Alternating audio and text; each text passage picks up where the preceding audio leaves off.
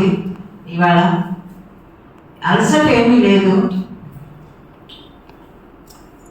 మీ అందరినీ చూసిన సంతోషంగా అలసట మర్చిపోయానేమో. ఎప్పుడైనా అంతే కదా, ఎప్పుడైతే ఎనర్జెటిక్ ప్లేస్కి వస్తామో మన అలసట అంతా పోతుంది. అది మామూలే. మనకి ఇష్టమైన చోటుకు వస్తే మనకు కష్టం అనిపించదు కదా. ఇది అంతే, మనకి ఇష్టమైన చోట, నాకు ఇష్టమైన చోట, భద్రగారికి ఇష్టమైన చోట, మీ అందరికీ ఇష్టమైన చోట, ఇలాంటి చోట ధ్యానం చేయడం అనేది, ధ్యానం గురించి మాట్లాడడం అనేది, మంచి మాటలు నాకు మాట్లాడుకొని షేర్ చేసుకోవడం అనేది చాలా అద్భుతంగా ఉంటుంది. ఎప్పుడు కూడా నలుగురు కలిసినప్పుడు మంచి మాటలు మాట్లాడుకోవాలి. మూడో మనిషి కంటే మన గురించి మనం చెప్పుకోవడం, మనం చేసే పనుల గురించి మనం చెప్పుకోవడం, ధ్యానం గురించి చెప్పుకోవడము, అనుభవాల గురించి చెప్పుకోవడం, ఇది చాలా అవసరం. ఎందుకంటే అది షేరింగ్ అవుతుంది, ప్రతి వాళ్ళకి వాళ్ళ కూడా అర్థం అవుతుంది. అంటే ధ్యానం అంటే ఇలా ఉంటుంది, దాంట్లో అనుభవాలు అంటే ఇలా ఉంటాయి. ఎంతో మంది వస్తారు, ఎంతో మంది చెప్తుంటారు ధ్యానంలో అనుభవాలు, ఎన్నో పోగొట్టుకున్నాం అంటారు. చాలా ఆశ్చర్యం వేస్తుంది నాకు, నిజంగా ఇవన్నీ పోతాయా అనిపిస్తుంది. అంటే అంత ఎదిగిపోయింది ధ్యానం. భద్రగారు చెప్తుంటారు ప్రతి వాళ్ళకి ధ్యానం చేయండి సర్వరోగ నివారణి అని. అది కరెక్ట్, అది అబ్సల్యూట్లీ కరెక్ట్. అది నమ్మి చేయాలి. నమ్మకుండా చేస్తే ఏదో చేస్తున్నామని చేస్తే కాదు, నిజంగా చేస్తే కనుక, నమ్మి చేస్తే కనుక అన్ని రోగాలు పోతాయి, అన్నీ బాగుంటాయి. ఏదైనా అంటే డాక్టర్ దగ్గరికి వెళ్తే మనం నమ్మితేనే ఆ డాక్టర్ మందు కూడా పనిచేస్తుంది. అలాగే ఇది కూడా అంతే. మన రోగాలు తగ్గాలంటే మన ధ్యానాన్ని నమ్మాలి. నమ్మితేనే ఏదైనా మనకి అది ఇస్తుంది. కాస్త ఏదో వీడు నన్ను నమ్ముతున్నాడని చెప్పి బాగా ఇస్తుంది. మనకి ఏది కావాలో అది ఇస్తుంది, ఏది అవసరమో అది ఇస్తుంది. మనకి ఏదంటే కోరుకోవచ్చు, చాలా కోరుకుంటారు. సంకల్పం అనేది ఎందుకు పెట్టుకోవాలి?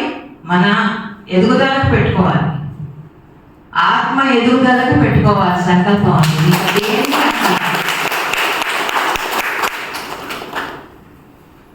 మనకి ఒక ఇల్లు కావాలనో, అక్కడికి వెళ్ళాలనో, ఇక్కడికి వెళ్ళాలనో, ఇంట్లో ఫ్రిడ్జ్ కావాలనో, పిల్లల పెళ్ళిళ్ళు కావాలనో, పిల్లలకి ఉద్యోగాలు కావాలనో, పిల్లలు పుట్టాలనో, ఇలాంటి సంకల్పాల కంటే లేదు నా ఆత్మ ఎదగాలి అని పెట్టుకోండి, అదే అన్ని చేస్తుంది. అప్పుడు అది అన్నీ ఇస్తుంది. మీకు ఏమేమి లేవో అవన్నీ ఇస్తుంది. అది మళ్ళీ బై ప్రోడక్ట్స్ అన్నమాట అవన్నీ. మనం ఎప్పుడైతే ఆత్మ ఎదుగుతుందో ఇవి ఉన్నా లేకున్నా మనం లెక్క చేయం. ఎందుకంటే ఆత్మ ఎదుగుదలని కోరుకుంటూ ఉంటుంది. ఆత్మ ఎదుగుదల ఎలాంటిది అంటే, చిన్న ఎగ్జాంపుల్ చెప్తాను.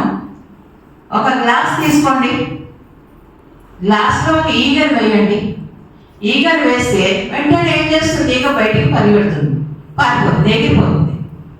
మళ్ళా మనం ఆ ఈగని తెచ్చి పట్టుకొని వేసామనుకోండి, మళ్ళీ పారిపోతుంది, మళ్ళీ పారిపోతుంది, మళ్ళీ పారిపోతుంది. మనం ఏం చేస్తాం? ఆ ఈగని అక్కడ పెట్టి పైనుంచి ఒక మూత, చిన్న అట్ట ముక్క పెట్టేస్తే అది ఈగ ఎగలదు. ఎగిరినా ఆ అట్ట వరకు ఎగిరి కింద పడుతూ ఉంటుంది, అట్ట వరకు ఎగిరి కింద పడుతూ ఉంటుంది. అదేం చేస్తుంది? తర్వాత కొంతసేపటికి ఆ ఈగ ఏమనుకుంటుంది?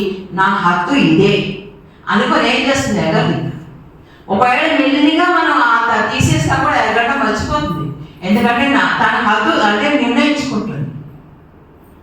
అలాగే ఆత్మ కూడా, ఆత్మ సహజ స్వరూపం ఏంటి? ఆత్మ ఎదుగుదల.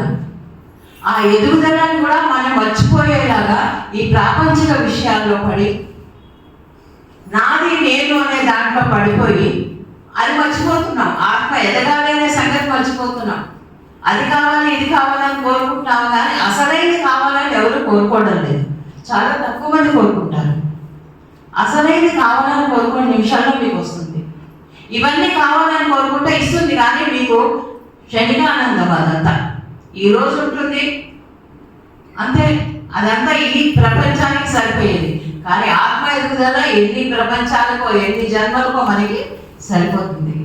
అలాగా ఈగలాగా మనం హద్దులు పెట్టుకొని ఉంటామా అని నిర్ణయించుకోవాలి. మన నిర్ణయమే ఆఖరి నిర్ణయం కావాలి. సంకల్పాలను ఎవరు ఎందుకు పెట్టుకోవాలి చెప్పండి? ఆత్మ ఎదుగుదలకి మాత్రమే పెట్టుకోవాలి. దానికి సంకల్పం అక్కర్లేదు, ధ్యానం చేస్తే చాలు.